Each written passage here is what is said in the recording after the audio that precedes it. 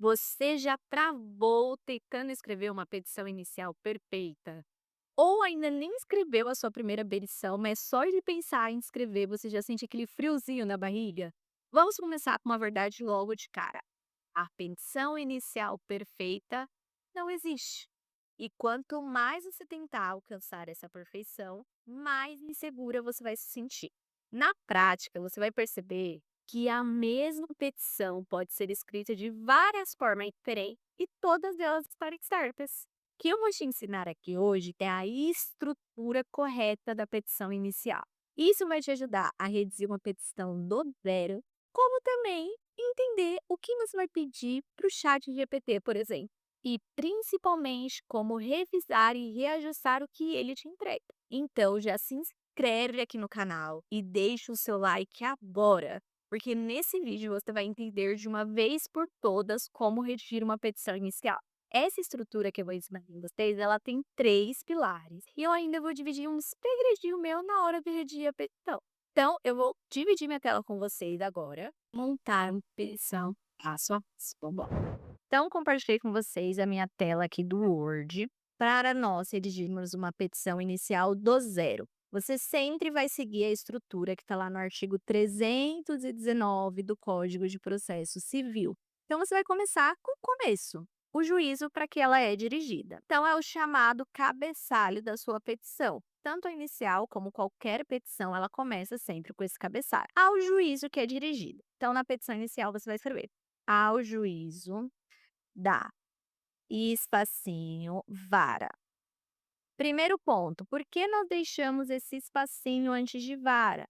Porque, via de regra, nós não sabemos para qual vara irá ser direcionado esse processo. Então, ela pode cair na primeira vara, como na 13ª vara, principalmente quando estamos falando de fóruns grandes, como fóruns de grandes capitais, que o mesmo fórum tem várias varas. Então, na petição inicial, eu deixo essa parte em branco e dou um espacinho. E aí eu venho com a competência. Então, quem vai julgar esse processo? É uma vara que tenha competência civil, criminal, que seja juizado, família e sucessões? Ela vai vir aqui. Então, civil, ou sei lá, criminal, ou família e sucessões. Enfim, essa parte aqui você vai escrever já agora, porque isso você precisa saber de acordo com a competência do seu processo. E aí você indica o fórum que vai julgar, do fórum ou foro. Bruna, como eu sei se é fórum ou foro? Entra no tribunal que você vai distribuir a ação, pesquisa qual que é a competência de acordo com o CEP, que aqui estamos falando de competência territorial, e lá vai aparecer o nome, se é fórum ou se é foro. No meu caso, em que eu atuo bastante aqui no Fórum Regional 2 de Santo Amaro, eu sempre coloco, quando eu vou distribuir aqui, Foro Regional 2 de Santo Amaro. Então, mas essa parte aqui, então, vai ser de acordo com a sua situação da comarca de, e aqui vem mais uma competência territorial. Quando eu falo de Fórum Regional de Santo Amaro, eu estou falando de São Paulo, SP. Se eu fosse distribuir lá na Bahia, ao juízo da tananana vara, ia ficar aqui a mesma coisa. Só que o fórum, por exemplo, Rui Barbosa, da comarca de Salvador, Bahia. Ok? Superado, então, primeiro requisito aqui já colocamos na nossa petição inicial, vamos dar um espaço. Eu aprendi sempre a dar 6 espaçamentos. Não tem uma regra, o Código de Processo Civil não diz quantidade de espaçamento que você precisa dar. Aqui é uma questão realmente de, vamos chamar, legal design. 1, 2, 3, 4, 5, 6. Aí eu começo na 7ª linha. Você vai escrever o quê? Segundo lugar, qualificar. Comece qualificando quem, Bruna? Quem eu estou representando. Nesse caso, é uma petição inicial, eu estou representando o autor. Então, eu vou qualificar o autor. Começo com o nome, Joãozinho, por exemplo. Então, Joãozinho da Silva, aí eu coloco o estado civil, casado, a existência de união estável. Preciso colocar se ele é casado? Não, mas se ele for solteiro, eu preciso colocar solteiro, convivente ou não, em união estável. A profissão, tudo isso eu tô tirando da onde? Aqui, ó, o domicílio e a residência do autor. Coloquei toda a qualificação, eu coloco um texto que geralmente é padrão, e aqui mais uma vez, você pode trocar por sinônimos, mas você sempre tem que falar: "Tá, o Joãozinho tá fazendo o quê? Ele está indo falar com o juiz". Aí a gente geralmente coloca: "Vem a presença de vossa excelência, por sua advogada que esta subscreve", por quê? É o Joãozinho que está escrevendo? Não, é a advogada representando o Joãozinho. Propor a presente ação de. Eu uso o verbo propor porque eu estou dando entrada na ação judicial, então não estou apresentando, não estou interpondo, eu estou fazendo uma proposição de ação. E aí eu coloco o nome da ação. Então, por exemplo, ação de restituição de indébito acumulada com danos morais. Bruna, eu não sei o nome da ação. É obrigatório eu colocar? Na prática, nós colocamos porque isso ajuda a distribuir, a fazer um filtro melhor do tipo da ação. Mas se você estiver em dúvida, você não coloca. Você só vai colocar propor a presente ação e aí não vai ter essa parte. Mas o ideal é que você coloque.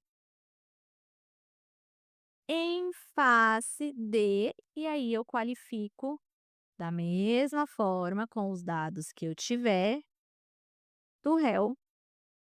E aqui mais um textinho padrão. Pelos motivos e fatos a seguir expostos, elencados. Todo esse textinho que eu estou falando que é padrão, é porque na prática nós colocamos e todo mundo vai colocando. Mas, como eu falei, a lei fala que precisa? Não, é uma questão de ter uma estrutura na sua peça. Então, nós já colocamos aqui os nomes, os prenomes, o estado civil. A gente agora vai para o 3, fato e o fundamento jurídicos do pedido. Aqui vai o meu gancho que eu falei para vocês, que eu vou dividir aqui com vocês, o segredinho que eu uso para fazer uma petição inicial. Mas antes disso, se até aqui esse vídeo já está te ajudando, deixa seu like, porque isso me mostra que o conteúdo faz sentido para vocês e também fortalece o canal para que eu consiga estar sempre produzindo conteúdos aqui. Quando eu chego nessa parte, antes de eu ir para o fato e os fundamentos jurídicos do pedido, eu escrevo aqui, de uma forma bem formal mesmo, quais os pedidos do meu cliente, o que ele realmente quer. Então, vamos supor que eu esteja falando nessa ação de restituição de indébito com danos morais. Quem precisa? Para eu ter restituído o indébito, o que eu preciso antes? Que seja declarado que é um indébito, que seja reconhecido que é um indébito. Eu vou usar aqui como exemplo uma dívida que inexiste. Então, eu preciso que o juiz reconheça que a dívida é inexistente. Aí, o que mais que eu quero? Que os valores sejam devolvidos para o cliente. E o que eu quero também? A condenação do réu em danos morais. Por que que eu coloco isso logo do início da minha petição e tenho isso muito esclarecido? Porque vai ser com base nesses pedidos que eu vou conseguir verificar o que realmente dos fatos eu preciso expor, quais as provas que eu já preciso juntar, quais os fundamentos jurídicos dos meus pedidos, por que que tem direito, por que que não tem direito. Então, eu preciso, porque, por exemplo, o meu cliente pode querer uma estátua dele na loja que está cobrando a dívida inexistente. Meu cliente quer. Mas é um pedido viável? Não. Vou colocar alguma coisa sobre isso nos fatos? Não. Então, é importante você ter os seus pedidos muito bem esclarecidos. Outro ponto importante: o juiz não vai dar nada que não esteja nos pedidos. Então, ainda que o cliente tenha direito, por exemplo, se eu esqueço de pedir aqui a devolução dos valores, pode ser que o juiz não possa dar, porque pode ser considerado extra petita, ou seja, algo que eu nem pedi, o juiz vai dar, ele reconhece que é um indébito, mas ele não manda devolver. Então, é muito importante que os seus pedidos já estejam muito claros e específicos na sua mente no momento que você for redigir a sua petição. Então, isso daqui eu coloco apenas para esclarecimento meu, mas ele vem nessa ordem na petição? Não. Eu só coloco eles aqui para eu ter este fundamento do que eu fizer. Aí aqui a gente começa nos 3 pilares que eu falei para vocês. Então aqui a gente começa, tópico 1, dos fatos, e começo a contar toda a historinha. Primeiro pilar, a narrativa dos fatos precisa ser clara, objetiva e em ordem cronológica. É importante vocês terem esse pilar bem estruturado, porque mesmo que você vá pedir para uma inteligência artificial escrever a petição, você precisa dizer para ela como você quer que essa petição seja escrita.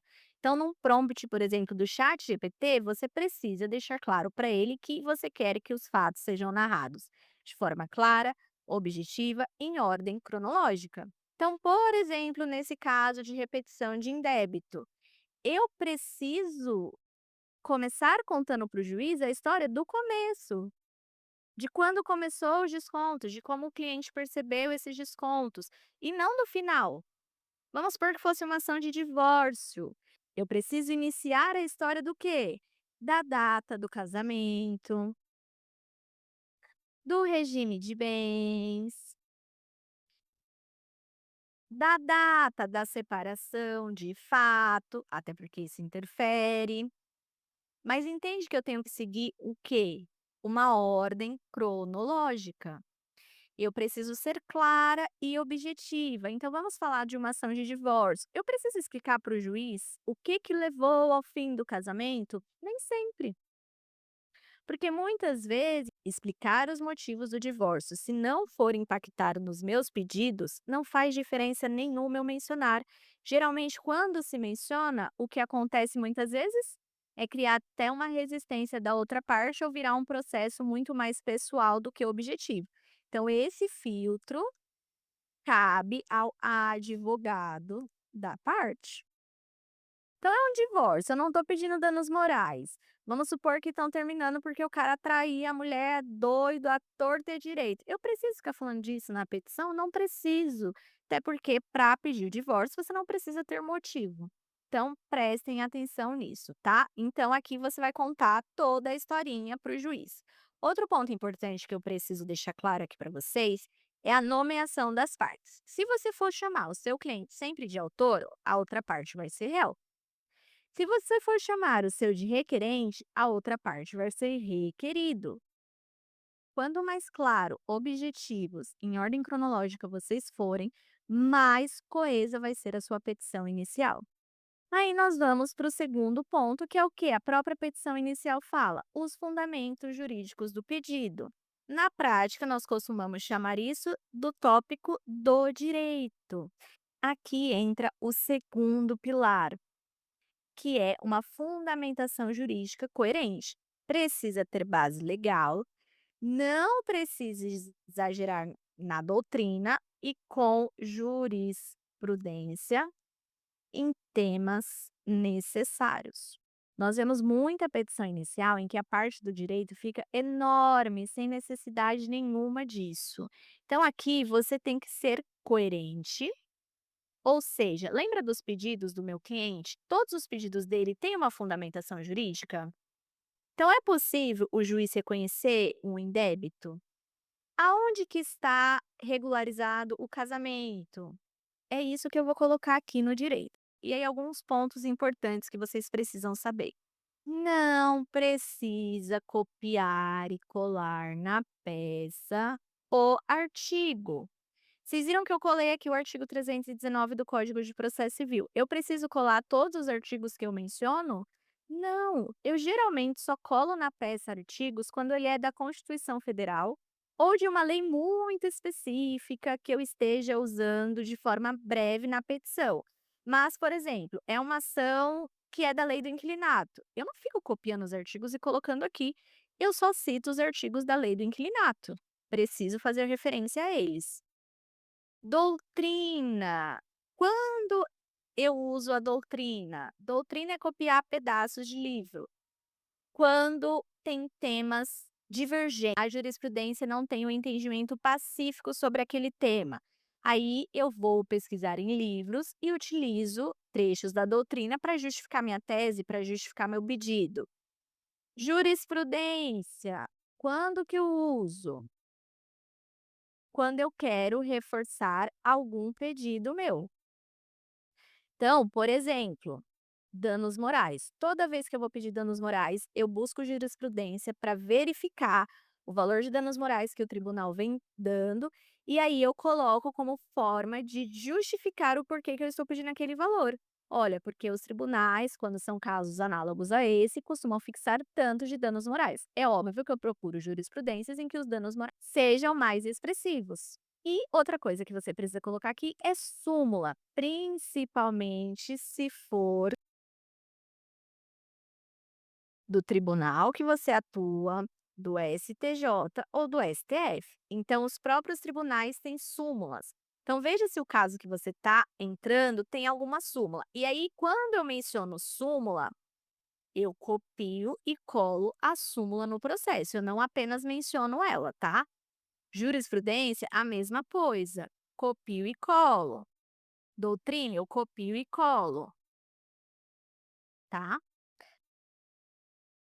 Quantas jurisprudências, Bruna, você costuma utilizar? No máximo 2 jurisprudências para aquele mesmo tópico que eu preciso que o juiz faça do mesmo molde que o tribunal vem seguindo. Mas eu não uso jurisprudência para todos os pedidos, porque tem coisas que é basicamente o texto da lei aplica e ponto final. Não tem tantas discussões, não é tão subjetivo.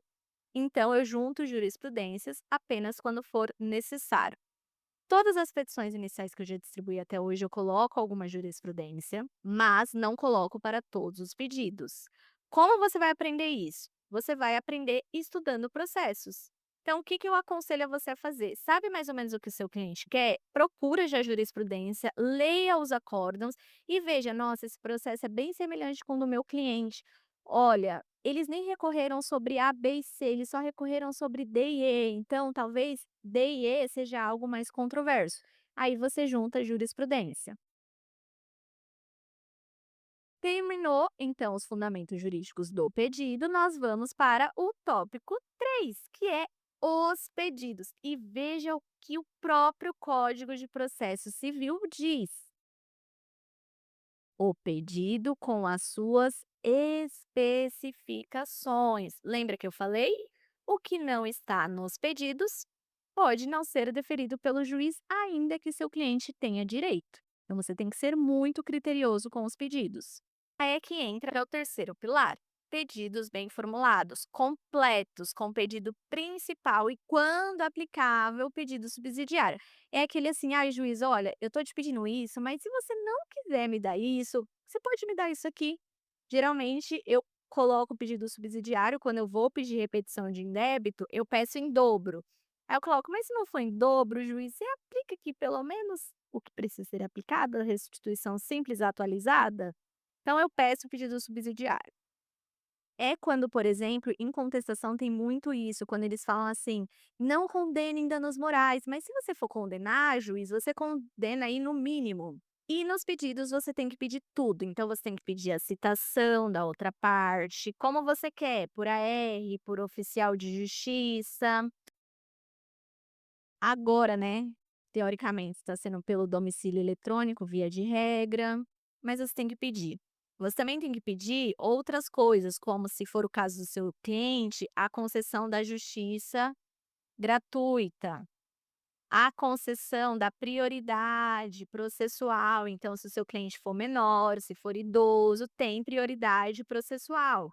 E aqui você vai pedir tudo, multa, se você for pedir, enfim, tudo que o seu cliente quiser, todos aqueles pedidos que eu fiz de forma informal lá no começo, eu vou transformar aqui em pedidos formais. Geralmente a gente coloca requer diante do exposto. Requer. Aí a gente começa a enumerar. A. Citação da parte. B. Seja concedidos benefícios da justiça gratuita. A condenação da ré para A, B, C, D, E, F, G. E agora eu vou falar de 3 coisas que nós ainda não mencionamos nessa petição, mas antes disso, me conta aqui nos comentários qual parte da petição mais te trava hoje, porque os vídeos do canal são pensados com base nas suas dúvidas reais. Então me segue lá no Instagram, pode me mandar um direct, o meu arroba é esse daqui que vai aparecer aqui na tela agora. E não esquece, deixa seu like, se inscreve aqui no canal, porque isso ajuda demais a continuar trazendo conteúdo aqui para vocês. Mas o que nós ainda não falamos sobre justiça gratuita, sobre pedido de prioridade e sobre pedido liminar. Onde eu encaixo esses pedidos aqui na minha petição?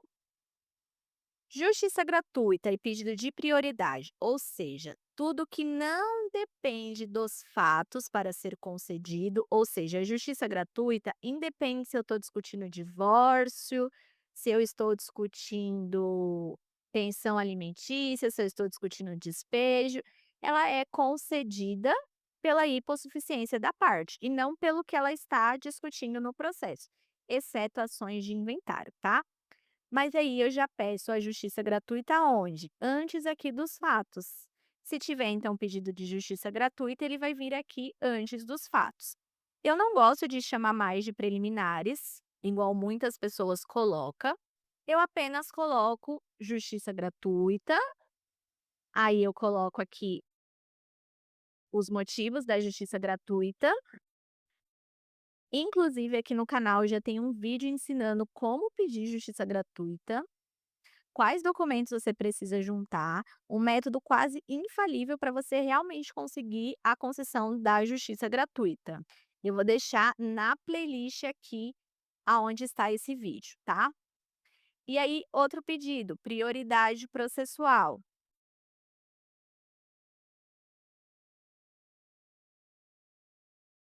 Eu também peço antes de eu falar os fatos. E a liminar, eu também peço antes? Não. Quando eu tenho um pedido liminar, o que que eu faço? Eu escrevo aqui, né? Formulado com pedido liminar, que agora se chama antecipação de tutela, né. E geralmente quando eu tenho um pedido tanto de prioridade quanto de liminar, eu gosto de colocar aqui nesse espacinho, então eu coloco prioridade, o motivo, idoso, PCD, e também coloco pedido de tutela antecipada ou pedido liminar. Gosto de colocar aqui para o juiz já saber na hora que ele vê a petição. Mas aonde eu encaixo o meu pedido da liminar? Eu sempre encaixo depois que eu narro os fatos. Aí eu venho aqui e coloco na concessão da tutela antecipada ou da liminar. E aí você vai escrever para o juiz como? Igual eu faço os fundamentos jurídicos. Por que que tem que ser concedido? Geralmente aqui, falando em Código de Processo Civil, eu foco em quê? Em debater com o juiz o direito? Não, eu foco em debater por que que estão presentes os requisitos. Então, qual o risco ao resultado útil do processo, por exemplo? E aonde está ali a probabilidade do direito? É isso que eu vou focar em demonstrar nesse pedido. Não vou discutir aqui o que que o meu cliente tem direito ao final. O que que eu quero de forma liminar? O que que eu quero com rapidez e efetividade?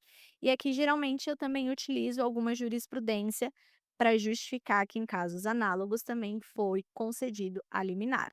Lembre-se, pediu liminar, lá nos seus pedidos, você vai colocar concessão, seja concedido a tutela antecipada, determinando que o réu faça A, o que que eu quero? B, C na tutela. E quando eu peço a tutela, eu também peço de praxe a condenação da ré. Terminei aqui? Não, não terminei. Por quê? O que que ainda falta aqui, ó? O que que falta eu colocar? O valor da causa. Então, geralmente, vou apagar aqui. Depois dos pedidos, eu coloco aquele textinho: dá-se a causa o valor de tã-nã-nã-nã-nã. Coloco o número em numerais, sempre reais, acho que não preciso dizer isso, né, mas vamos supor R$ 50.000, eu escrevo em numerais e também assim. Da onde eu tiro o valor da causa? Do Código de Processo Civil ou da lei específica em que você está fundamentando a sua petição. Ainda que nos pedidos, o que nós costumamos colocar? As provas que o autor pretende demonstrar. Então, é aquele textinho que geralmente vem: protesta, provar todo o alegado, utilizando todos os meios em direito admitidos, em especial o depoimento pessoal do réu e a oitiva de testemunhas.